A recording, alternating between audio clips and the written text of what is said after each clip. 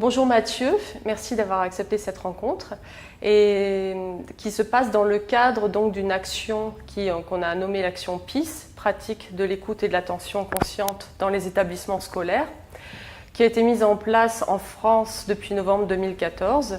Et à ce jour, ça compte à peu près 300-350 enfants qui, donc, tous les jours, méditent pendant 10 minutes en début de journée avec leur enseignant. Et donc, on envoie des bénévoles qui sont formés à la méditation, notamment dite de pleine conscience, dans les établissements. Donc, ma première question pour vous, ce serait est-ce que vous pensez qu'il y a un âge clé pour commencer à méditer ? Pas vraiment. Parce qu'évidemment, tout dépend de la façon dont on le fait. Et c'est sûr qu'on ne va pas, si on voit ça avec des enfants de 4-5 ans, ça ne sera pas la même chose qu'avec des enfants de 12 ans. Mais des essais qui ont été faits précisément avec des enfants de 4-5 ans sont extrêmement intéressants et révélateurs. Non seulement ça marche, mais que les enfants adorent ça en plus. Je peux vous citer le cas d'une étude qu'a menée Richard Davidson dans l'université de Wisconsin à Madison. Oui. Et donc il a travaillé dans des écoles de quartiers assez défavorisés, dans des classes de maternelle, donc 4-5 ans. Ils ont fait un programme de 10 semaines à raison de 3 fois 40 minutes dans la semaine. D'accord. Et donc il y a des personnes qui sont formées à ça, qui viennent et sur 10 semaines, vous avez 5 semaines qui sont consacrées plutôt à l'attention, la pleine conscience. Par exemple, les enfants vont être allongés et puis ils vous posent un petit caillou ou un ours en plus sur la poitrine et ils regardent le mouvement de leur respiration et d'autres exercices très simples.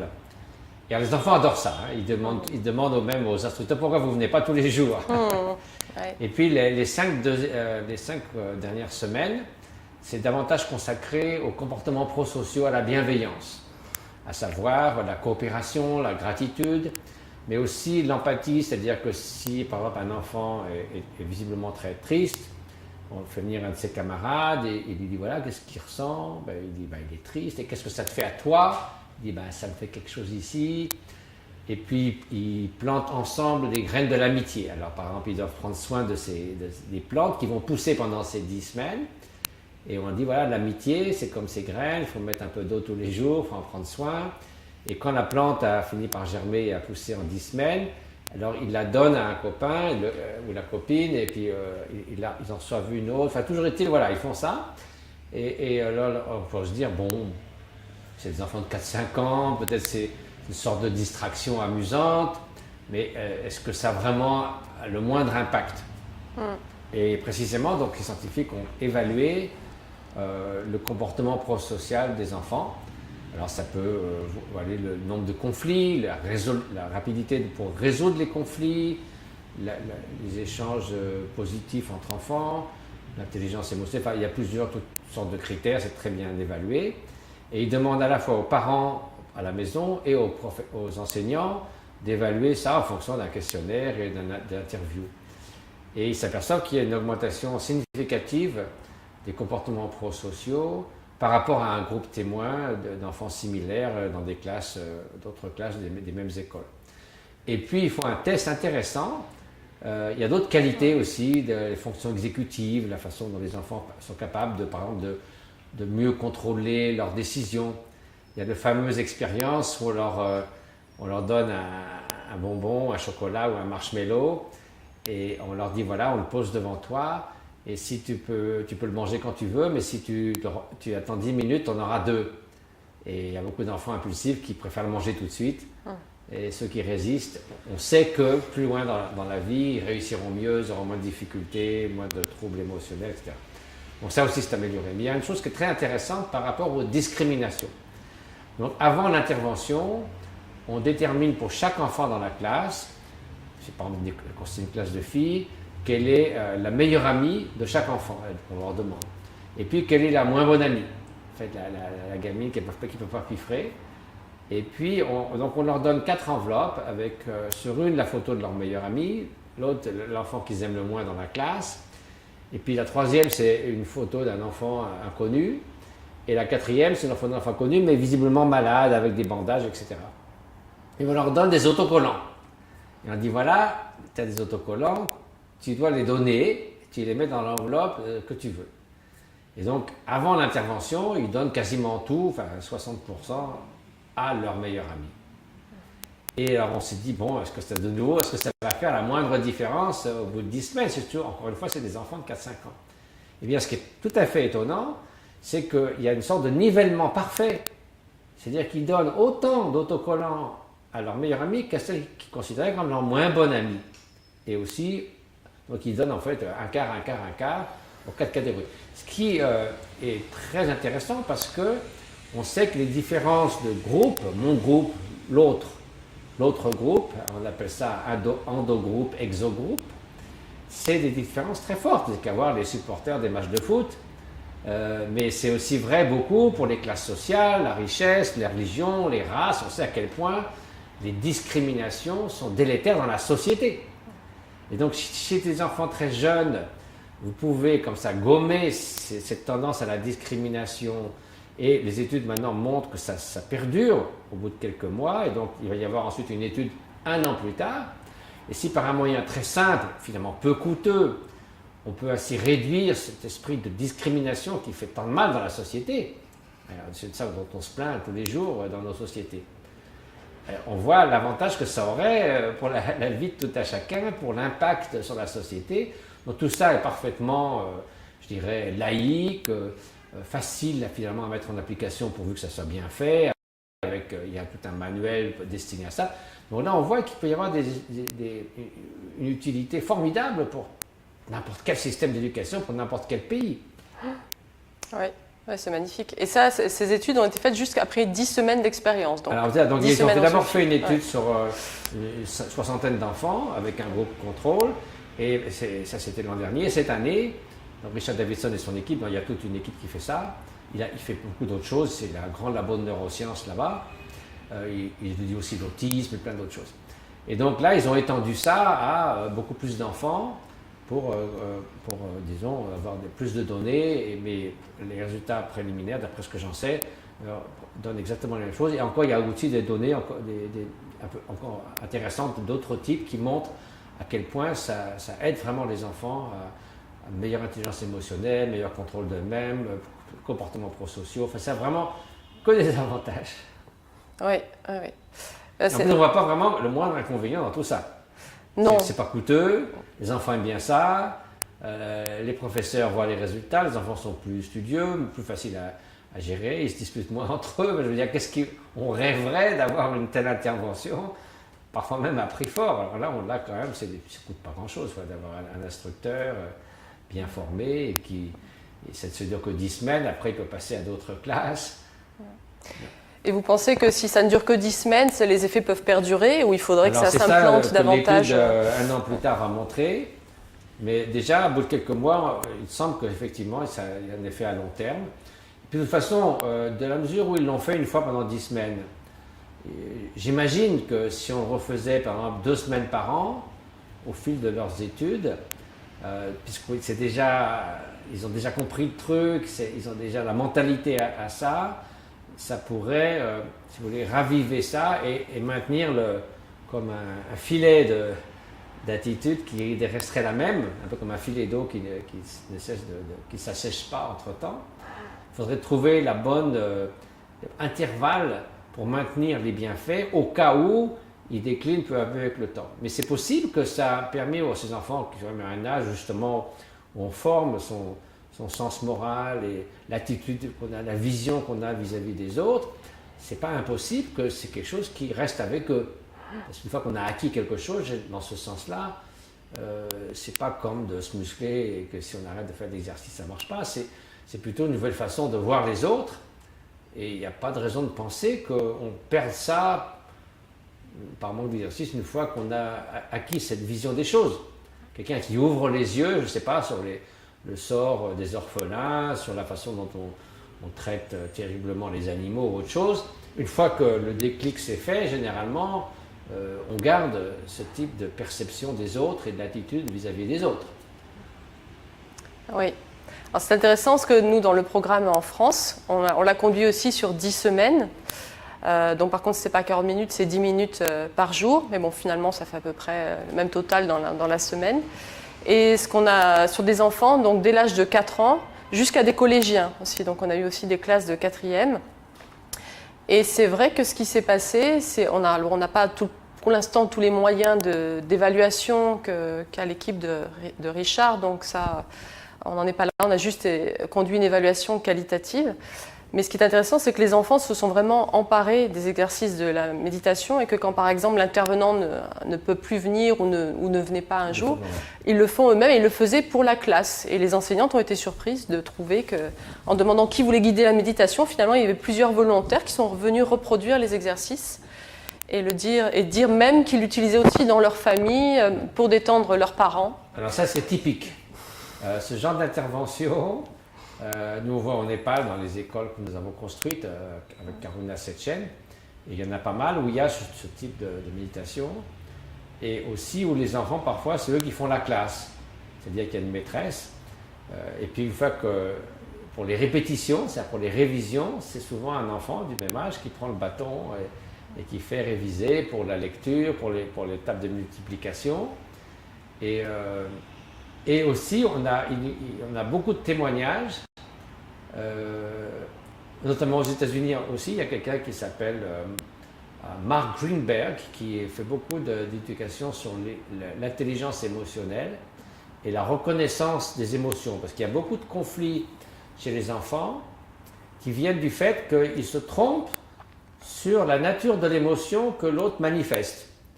Ils pensent, quelqu'un peut avoir par exemple, je ne sais pas, de la surprise, il peut penser que c'est de la peur, ou bien il voit une sorte de réflexion, il pense que c'est du mépris ou du dégoût. Donc si on se trompe sur les émotions, on réagit à porte-à-faux. Et ils sont aperçus que c'était des enfants qui eux-mêmes n'identifiaient pas correctement leurs émotions. Donc Mark Greenberg a pris des cartes avec les expressions faciales, et quand un enfant a une émotion, il doit montrer la carte. Et peu à peu, donc, il apprend à identifier l'émotion correcte qu'il ressent, que ce soit la joie, la tristesse, la colère, la surprise, la peur, le mépris, le dégoût.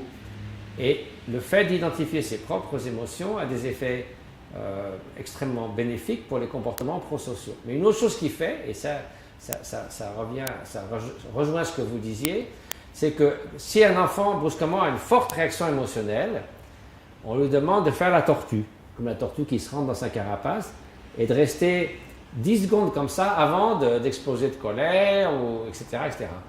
Donc ils font ça et ça les aide à laisser les émotions se décanter avant de péter les plombs en gros. Eh bien, il a raconté plusieurs histoires où quand les enfants rentraient, les parents se chamaillaient, il leur disait « faites la tortue !»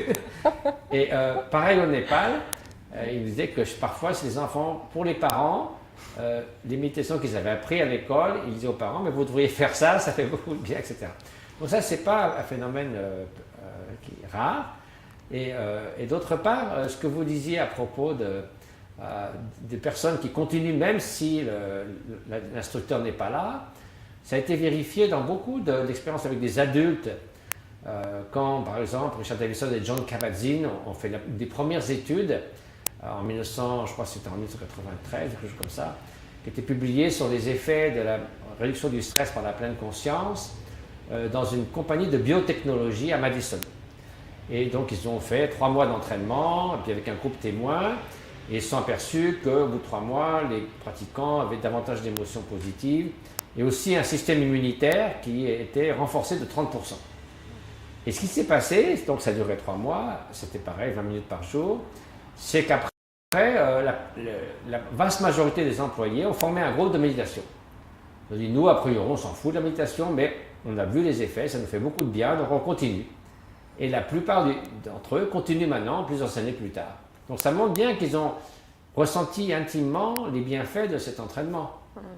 Et comme c'est parfaitement laïque, séculier, donc il n'y a aucun problème, qu'on soit athée, chrétien ou quoi que ce soit, il n'y a pas de raison de...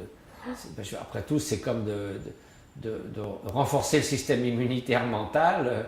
On fait bien l'exercice physique pour la gymnastique, quelque chose de tout à fait admis dans l'école. Pourquoi pas un peu de gymnastique mentale? Oui, tout à fait, oui. Oui. Ça fait partie de la gymnastique. Avant, on apprenait des textes par cœur, on faisait du calcul mental, on n'avait pas encore des calculettes ou des machins comme ça. Et je veux dire, renforcer, améliorer l'attention, l'équilibre émotionnel, être davantage pro-social. Je veux dire, qui pourrait trouver que c'est une sorte d'entrave d'enfreigner la laïcité? Ça n'a pas de sens. C'est des qualités humaines fondamentales que tout le monde apprécie, quelles que soient les cultures, quelle que soit votre origine, quelle que soit votre religion, votre absence de religion. Je veux dire, ce genre de qualité-là, ça ne posait aucun problème à personne. Oui, donc on pourrait dire que ces pratiques de la méditation, en tout cas de manière laïque et séculière, sont universelles, ça appartient à l'humanité. Des fois, je préfère presque utiliser le mot entraînement de l'esprit, parce que alors là, si vous voulez, qui peut s'opposer à l'entraînement de l'esprit, cultiver à l'équilibre émotionnel. C'est vrai, si on décompose, parce que méditation, ça veut dire se cultiver en sanskrit et familiariser en tibétain. Donc, ce n'est pas la peine d'appeler ça méditation, mais on peut dire, on va vous aider à cultiver votre attention, à améliorer votre intelligence émotionnelle, à vous familiariser avec un comportement prosocial, et toutes ces composantes-là, tout le monde sera d'accord à 100%. Si on vous dit qu'on va pouvoir améliorer ces qualités-là, tout le monde est preneur. Donc, il n'y a pas besoin d'être là avec un petit air perdu dans les nuages, à brûler de l'encens, à se mettre en lotus avec un air absent, et c'est-à-dire faire le vide et relaxer, habillé en blanc, ça n'a rien à voir, je veux dire.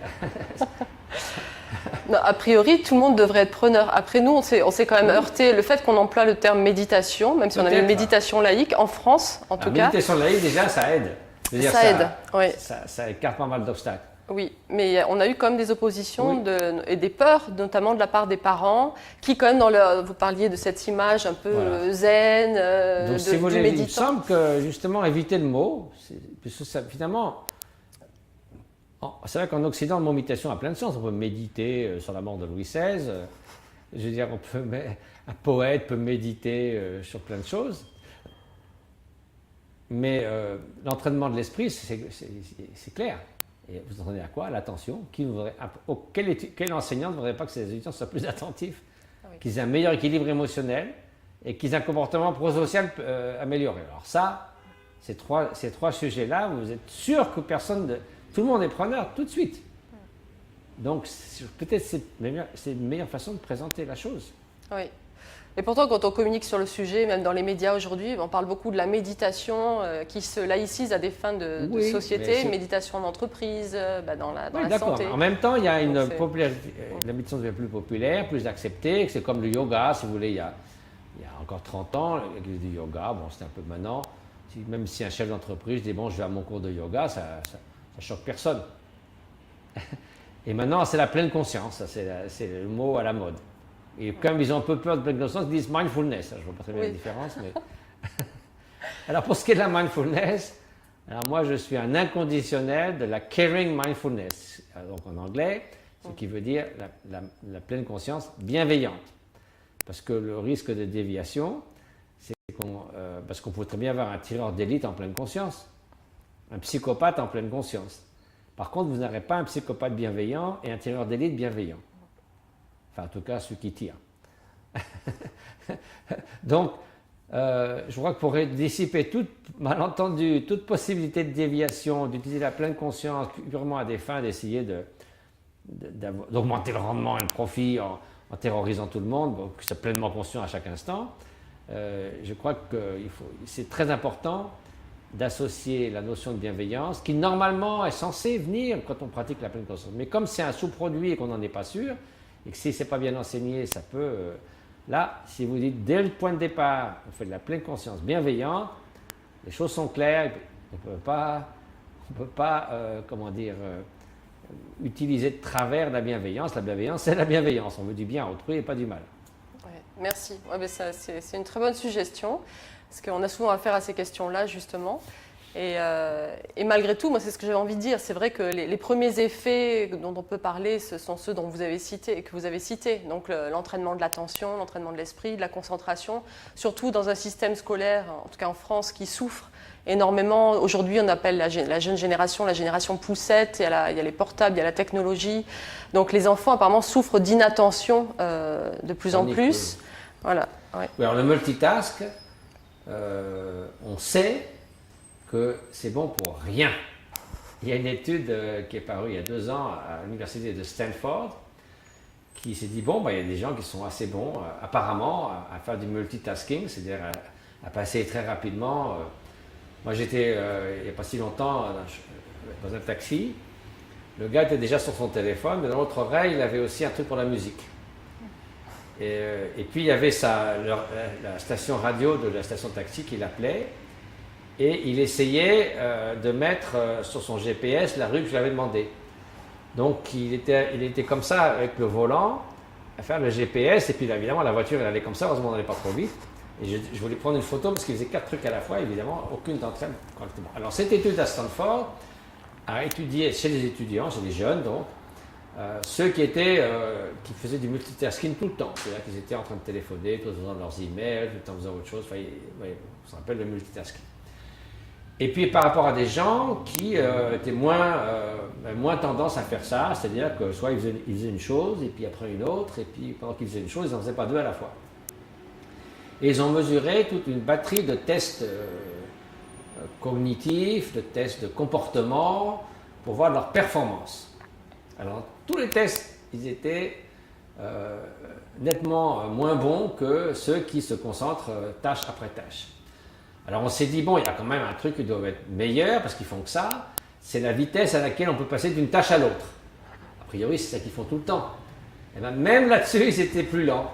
C'est-à-dire qu'en fait, le multitasking, ça vous met un état de chaos confus, dans lequel vous êtes nettement en dessous de vos performances habituelles. Donc c'est bon pour personne. Donc ça, c'est un vrai problème pour les enfants qui sont effectivement souvent à faire au moins 2 trucs à la fois. Oui, c'est un problème aussi du coup dans les entreprises, j'imagine que c'est... Oui, ça c'est sûr. Ouais. D'où quand même une prise de conscience où, voilà, quand on est en réunion, il n'y a pas de texting à faire. Je veux dire, on n'amène pas son ordinateur, on n'amène pas son portable. Maintenant, c'est plus dans beaucoup de réunions de travail, c'est pas de bon goût d'avoir son portable à la main, etc. Donc ça, je crois que maintenant, les gens commencent à comprendre que c'est pas efficace du tout. Ouais. Et justement, pour revenir là, sur le sujet de la méditation, enfin de la pratique de la bienveillance, vous disiez tout à l'heure, il vaut mieux employer ce terme de mindfulness, de bien caring mindfulness, de bienveillance, de pleine conscience en bienveillance, mais que ça dépend aussi comment c'est transmis, puisque finalement là, est-ce que c'est l'instructeur qui est vraiment placé de manière à... C'est sûr que moi j'ai souvent parlé avec John Kabat-Zinn de ce point-là. Il est tout à fait d'accord sur le fond. Mais il dit, lui, que ça vient au cours des 8 semaines d'entraînement ou des 6 semaines d'entraînement. Peut-être parce que lui, c'est quelqu'un d'extrêmement bon, et quand il enseigne, il voit ces résultats-là, parce que ça transparaît, puis de toute façon, il fait souvent allusion à ça. Mais c'est absolument pas garanti, parce que c'est pas explicitement inclus dans l'entraînement. C'est une sorte de chose, peut-être que c'est dû au fait d'être ensemble. Il y a beaucoup de facteurs d'autres qui peuvent amener ça.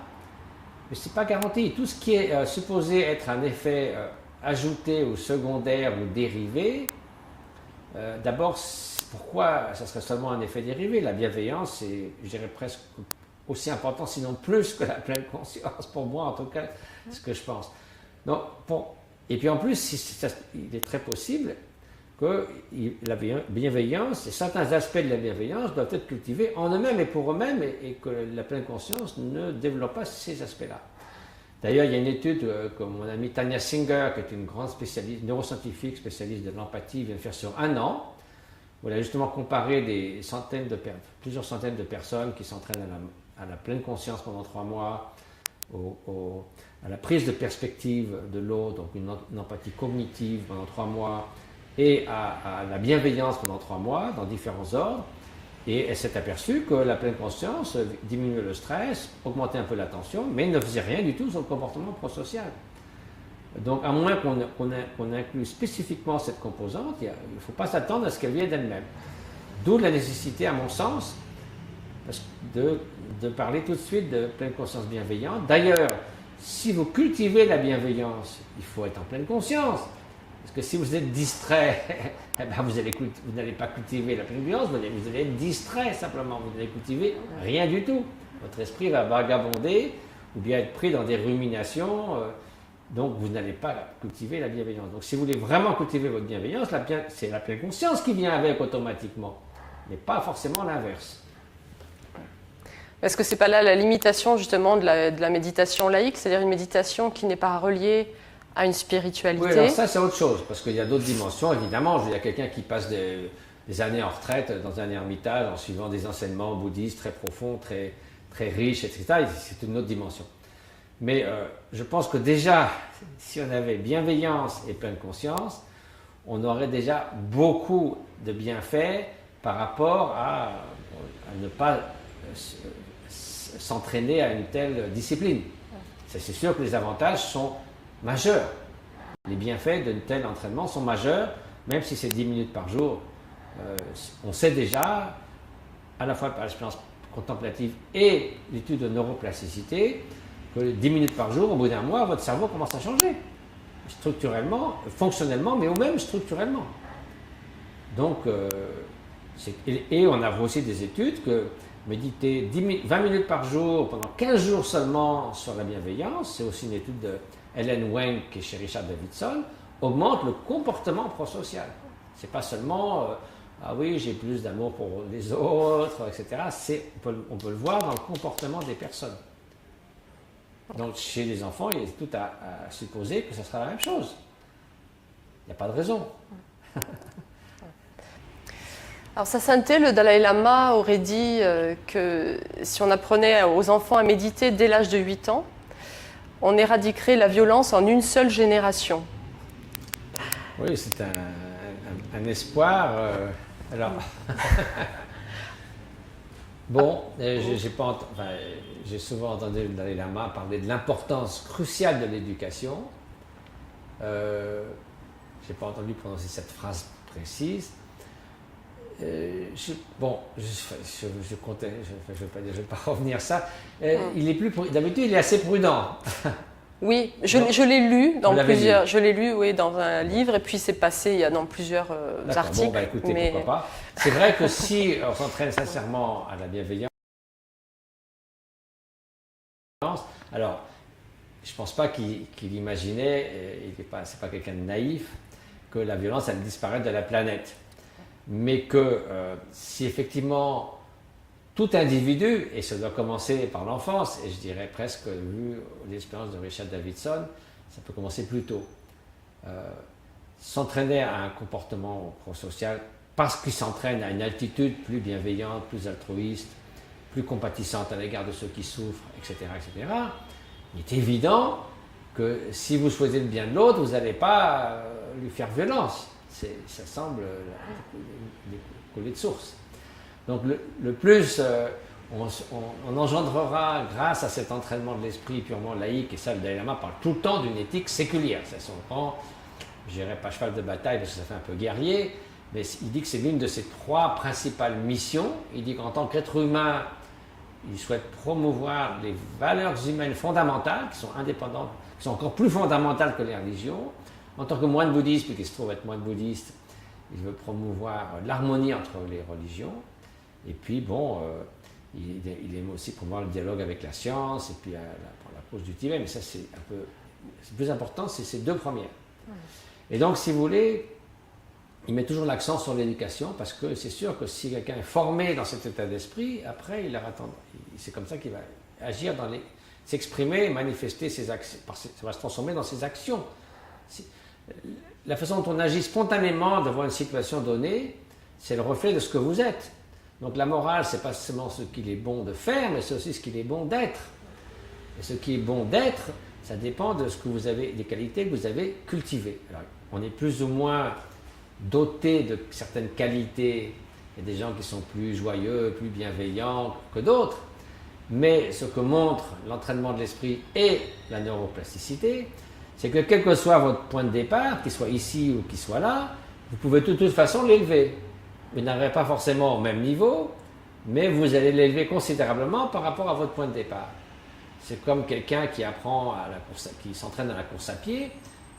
Tout le monde ne va pas devenir un champion olympique, mais tout le monde va pouvoir passer d'un état où ils sont complètement essoufflés au bout de 300 mètres à courir peut-être 10 km avec, sans trop se martyriser. Et donc l'entraînement, c'est ça. Donc, quand il a, moi j'étais par contre présent quand Dalai Lama a écouté à Madison l'exposé de ses résultats de ses enfants de l'école maternelle. Il a dit, voilà, c'est formidable, vous avez commencé dans ces quelques écoles, il faut passer à 100 écoles, 1000 écoles, les Nations Unies, le monde entier. Donc ça, il était très enthousiaste à cette idée-là. Donc je pense que c'est dans ce sens-là qu'il déplore toujours la violence, la corruption, et que, effectivement, cultiver les valeurs humaines de manière laïque et séculière, ça semble la moindre des choses. Parce que l'idée d'une éducation neutre, c'est un leurre. Et je crois que c'est très grave de dire neutre. Parce que les enfants vont forcément acquérir des valeurs. Mais s'ils les acquièrent au travers des jeux vidéo violents ou en regardant la télévision où 60% des programmes contiennent des scènes de violence et 70% des programmes pour enfants contiennent des scènes de violence, je veux dire, les valeurs, ils vont en acquérir, mais lesquelles? Les valeurs antisociales. Donc je veux dire, tant qu'à du fait qu'ils vont de toute façon acquérir des valeurs, autant les aider, faciliter ou donner des conditions telles qu'ils acquièrent des valeurs que tout le monde peut apprécier, quel que soit votre point de vue sur l'existence, la bienveillance, l'honnêteté, la franchise, le respect de l'autre, la tolérance. Et dans un monde où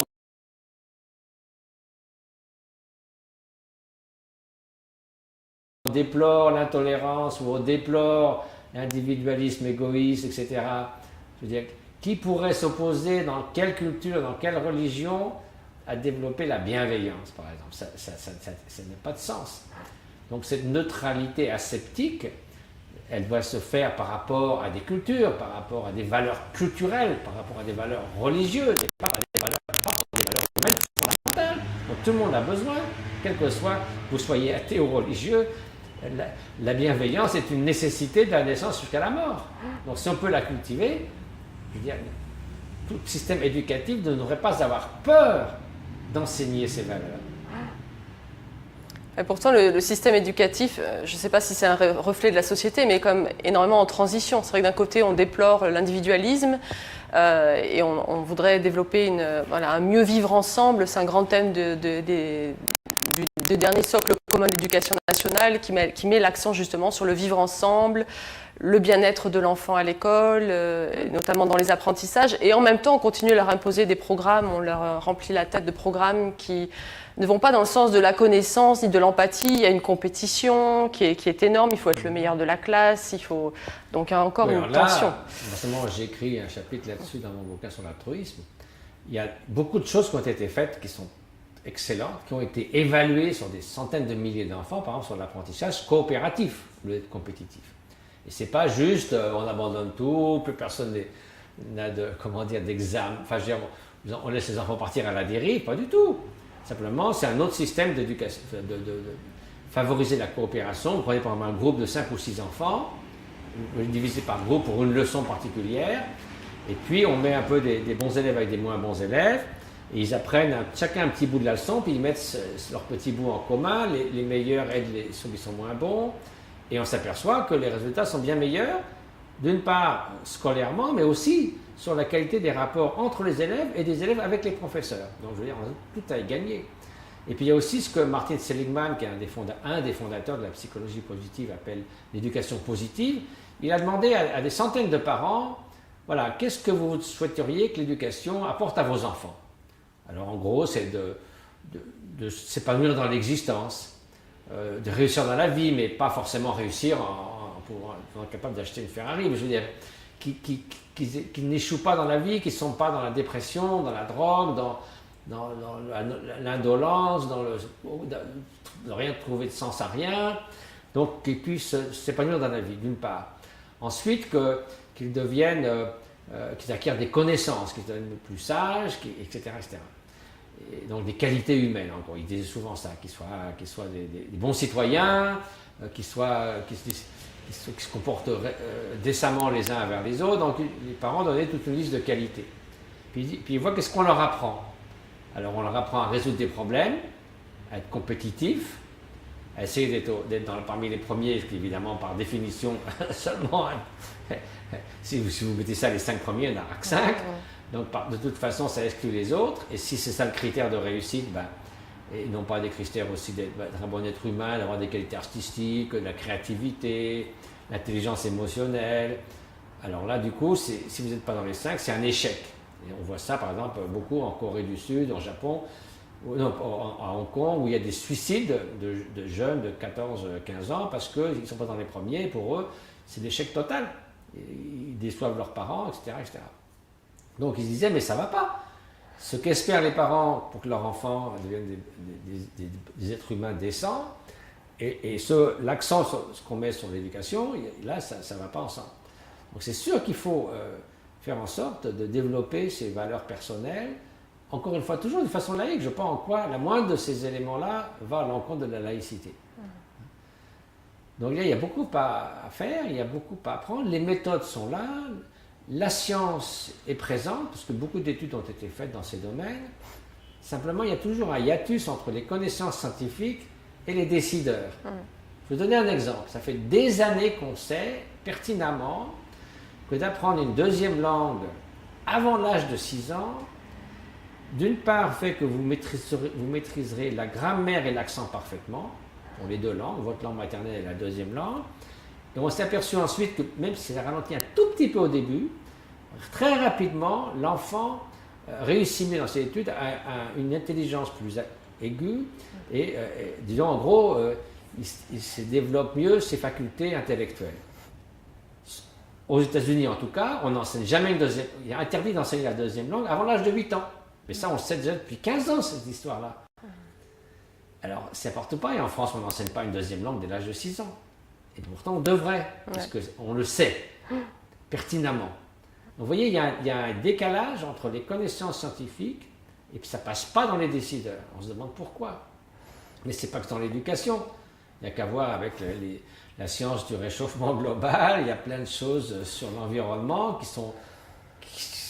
qui n'ont aucun doute sur le plan scientifique, mais il y a encore des gens qui vont vous raconter des sornettes au fait que la Terre, que le climat ne se réchauffe pas, que ce n'est pas dû à l'influence humaine.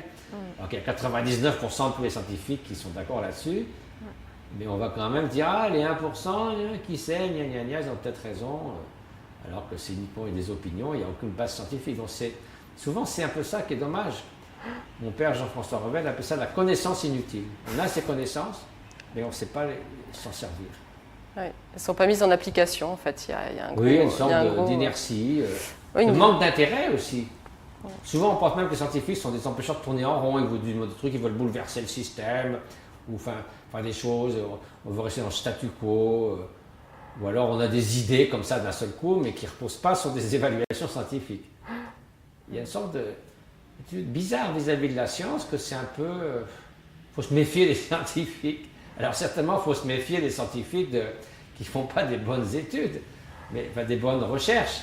Mais ceux qui font des recherches tout à fait valables sur des grands échantillons, qui avaient des contrôles parfaits, c'est de là qu'on devrait retirer toutes les informations pour guider le système pédagogique, savoir à quel âge l'enfant, dans les différentes étapes de la plasticité du cerveau, est le plus apte à faire telle ou telle chose. Puis après, les fenêtres peuvent se refermer, puis s'ouvrir pour une autre qualité. Si on alliait ces connaissances avec le système pédagogique, ça rendrait service à tout le monde. Oui. Mais comme vous disiez, tous les outils sont là, les connaissances sont là. Ces études-là ont déjà en grande partie été réalisées. Mais c'est ce dont se plaignent notamment aussi les enseignants, les directeurs d'établissement, pour revenir au sujet d'école. Mais c'est vrai que c'est un débat de société, en fait. Mais dans les écoles, ils se disent tout le temps, bon, même si on a les outils, qu'on sait par exemple le rythme scolaire actuel n'est pas bénéfique, que le cerveau aurait besoin de se reposer normalement 2 heures par jour afin d'intégrer toutes les informations. Donc même si on sait tout ça et on sait qu'il faut changer les rythmes scolaires, on sait ce qu'il faudrait faire, on ne nous donne pas les moyens de le Alors, faire. si vous voulez, il y a les enseignants, eux ils savent, ils voient ce qui marche et ce qui ne marche pas. Bon. Ils peuvent avoir des idées, bien sûr, parce que c'est les premiers qui ont la plus grande expérience sur le tas, on pourrait dire. Mais ceci dit, il y a plein de méthodes qui ont été essayées. Il y en a qui disent « Ah, ça c'est très bien », là on parle de Montessori, de méthode Steiner, etc. Mais la plupart du temps, ces méthodes n'ont pas vraiment été évaluées avec 10 000 enfants, suivis sur 10 ans ou sur 20 ans, qu'est-ce qui se passe quand ils deviennent adultes, même si on a intuitivement le sentiment que c'est des bonnes choses. Donc c'est pour ça que l'importance d'évaluer scientifiquement ce type d'intervention. Mais même quand c'est fait, bon, les pédagogues, ils ont affaire au jour le jour à une classe, à des enfants parfois difficiles, donc ils ont certainement ils sont là, ils sont parmi les premiers à savoir ce qui marche et ce qui ne marche pas. Ceci dit, une évaluation à long terme menée scientifiquement, c'est plutôt pour les décideurs. Alors ce qui se passe, vous avez des gens qui sont peut-être extrêmement cultivés, qui sont des bonnes personnes, qui sont nommés ministres de l'Éducation. Généralement, ce n'est pas des scientifiques. Donc, aussi bien intentionnés soient-ils, ils vont probablement avoir une idée. Ah, ça serait mieux de faire, peut-être de ne pas me donner des notes, parce qu'on sait que, je ne sais pas, en Finlande, ça marche bien. Mais enfin, c'est quand même un peu désordonné. Si vous voulez, il n'y a pas. Bon, ils ont certainement des conseillers, certains ont accès à des connaissances scientifiques, mais si vous voulez, on a l'impression que ça manque de rigueur par rapport à la masse des connaissances scientifiques dont on dispose aujourd'hui. Et c'est ça quand même qui devrait permettre de jeter les fondations. Nous, on a eu un groupe au sein d'une éducation plus éclairée. Et nous avons fait un groupe de travail au sein de l'Institut Modern Life pendant 5 ans. On avait réuni des pédagogues, donc des gens qui vraiment, ou des enseignants qui sont sur le tas, avec justement des neuroscientifiques, avec des sociologues, avec des contemplatifs qui connaissent la méthode d'entraînement de l'esprit. Et donc c'est un peu ce genre de curriculum qui a mené à ce que Richard Davidson a fait avec succès dans cette école à Madison.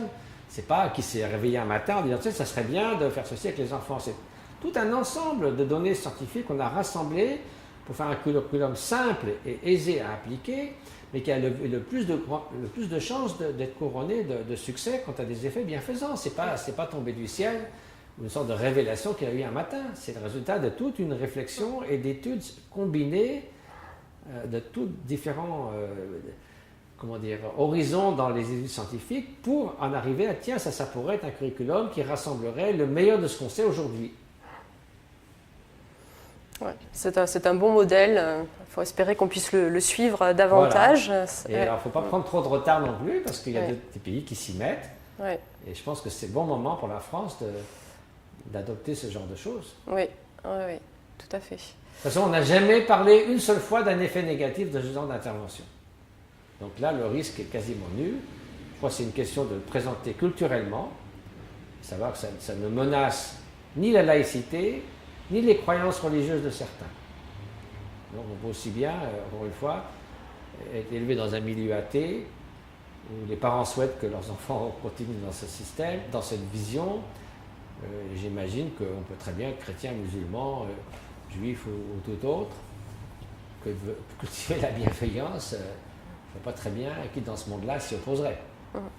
Tout à fait. D'ailleurs, nous, on l'a mis en application, c'était intéressant, on a eu un bon échantillon, parce que ça a été appliqué dans un réseau jésuite et d'écoles privées, donc catholiques, dans des écoles publiques, avec tout un tas et notamment dans les REP, donc, où il y a beaucoup de musulmans. C'est une méditation, comme il y avait eu à un moment donné, je crois qu'il y avait, j'en rappelle plus qui, mais il y avait un pape, un des précédents qui avait dit qu'il faut peut-être se méfier de la méditation. Je ne sais pas pour votre commentaire, mais en gros, si vous voulez, mon méditation peut faire hésiter notamment, par exemple, des milieux chrétiens, et peut-être des musulmans encore plus. Ça, c'est off the record. Mais je pense que moi, je suis assez partisan de dire soit entraînement de l'esprit, soit séparer les composantes. Oui. Améliorer l'attention, améliorer les comportements prosociaux, améliorer les sciences émotionnelles. Alors là, vous êtes sûr de votre coup. Personne ne peut y trouver à redire. Oui, je pense que c'est ce qu'on va faire. Justement, c'est une réflexion qu'on mène. Et vous dire, voilà, on a une méthode d'intervention, d'entraînement de l'esprit, qui combine l'amélioration de l'attention, les comportements. Une amélioration de l'anxiété qui résulte dans des comportements prosociaux. Les études scientifiques l'ont démontré. Point final, nickel chrome. Oui, oui, mais c'est ce qu'il faut, tout à fait. Ouais, Voilà. C'est ce qu'il faut, parce que sinon il y a C'est tout bon. il y a des tensions. Encore une question, si ça ne vous dérange pas. Ça va? Est-ce qu'on pourrait dire aux enfants et aux adolescents donc, qui font partie de ce programme, et puis à ceux qui, j'espère, s'y joindront en France et ailleurs, est-ce qu'on peut leur dire que la méditation peut conduire au bonheur? Et si oui, de quel bonheur s'agit-il? Alors, la méditation, ou plutôt, je dirais, l'entraînement de l'esprit. C'est-à-dire entraîner son esprit comme vous allez entraîner votre corps, ou bien votre faculté d'apprendre à lire et à écrire, ou de jouer aux échecs, ou de jongler, ou de faire du piano. C'est un entraînement. C'est une discipline. Et on a toujours besoin d'une discipline pour apprendre quelque chose. Alors c'est sûr que si vous avez un meilleur équilibre émotionnel, vous trouvez en vous les ressources pour gérer les hauts et les bas de l'existence, c'est-à-dire les contrariétés, quand ça va bien, comme ça, quand ça va moins bien. Vous serez moins facilement déstabilisé, vous serez moins vulnérable, et donc qui est moins vulnérable et moins déstabilisé est plus en paix avec lui-même ou avec elle-même. Alors c'est une forme de bien-être qui va naturellement découler d'une sorte de force intérieure, de liberté intérieure et d'esprit qui est ouvert davantage aux autres parce que vous êtes moins préoccupé par la crainte de la vulnérabilité, donc plus disponible vis-à-vis d'autrui. Donc vous allez éprouver un plus grand bien-être. Alors si on comprend le bonheur comme un plus grand bien-être, être bien dans sa peau, ça va certainement contribuer à ça. Si on fait un équivalent du bonheur avec des sensations plaisantes et ininterrompues, ça c'est autre chose. Parce que ça ne mène pas au bonheur, ça mène plutôt à l'épuisement. Donc il ne faut pas... ressentir des sensations plaisantes, ça n'a rien de mauvais en soi. Ça peut être très très bien dans des bonnes circonstances. Il n'y a rien contre éprouver du plaisir à faire des bonnes choses. Mais ce n'est pas ça qui fait une manière d'être. Une manière d'être, c'est la force d'âme, c'est la façon, c'est là où on revient dans l'existence. Est-ce que quand vous regardez en vous, vous voyez de la tristesse, vous voyez un certain bien-être, une certaine paix intérieure. Et ça, c'est clair que l'entraînement de l'esprit peut cultiver les qualités qui composent ce bien-être. Et parmi ceux-là, il y a une sorte de courage, de force intérieure, de capacité de gérer les hauts et les bas de l'existence, d'une part, et aussi une ouverture à l'autre. Et on sait que les résonances positives avec l'autre, ce qu'on peut appeler l'amour, mais ce n'est pas forcément l'amour romantique, mais une sorte de bienveillance ou d'échange positif avec autrui, c'est donc ce qui crée des bonnes relations humaines. On sait que c'est une des composantes les plus fondamentales de la satisfaction de vie. Et que quand on a des relations avec autrui difficiles, ça empoisonne l'existence. Donc il est certain que l'entraînement de l'esprit favorise des relations harmonieuses avec autrui, et c'est là une composante essentielle du bonheur, qui peut être cultivée par l'entraînement de l'esprit, ou si vous appelez ça la méditation, qu'il en soit ainsi. Merci Mathieu.